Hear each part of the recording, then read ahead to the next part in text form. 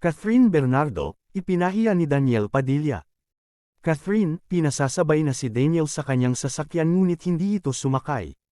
Madalas na magkita ang mag-ex-boyfriend and girlfriend na sina Daniel Padilla at Catherine Bernardo, dahil na rin mayroon silang mga common friends.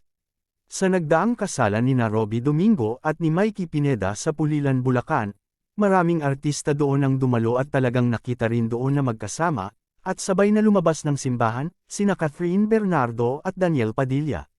Sa sobrang dami nga ng mga tagahanga at taga-suporta sa labas ng simbahan upang masilayan ang mga artista na dumalo sa kasal ni Robby Domingo at Mikey Pineda. Makikita naman kay Catherine Bernardo na talagang hindi labag sa kanyang kalooban ang kanyang pag-offer kay Daniel Padilla, na sumabay na sana sa kanyang sasakyan, dahil maiiwanan na ito sa simbahan.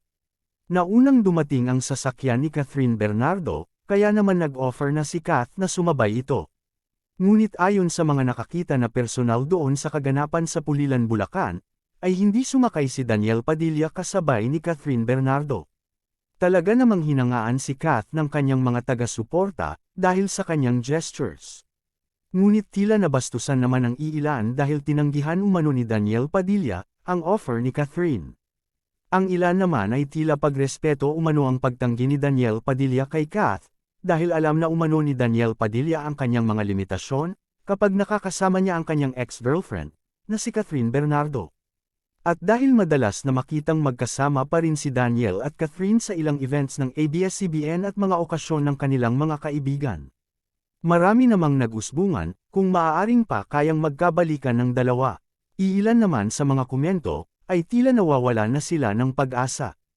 Isa nga sa nagkomento, ani nito, "Ala na, kitang-kita mo na sarap na sa freedom ang auntie mo.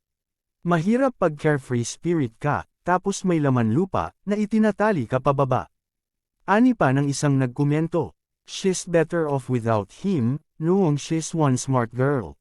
Wala na yan. Isinapubliko na yung breakup so that means wala na talagang bawian.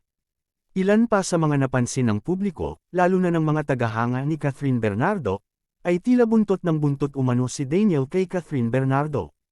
Tila si Daniel Padilla, umano ang lapit ng lapit kay Catherine Bernardo, at ipinapakita nito ang pagiging desperado nito, na makuha pabalik ang kanyang ex-girlfriend na si Catherine Bernardo.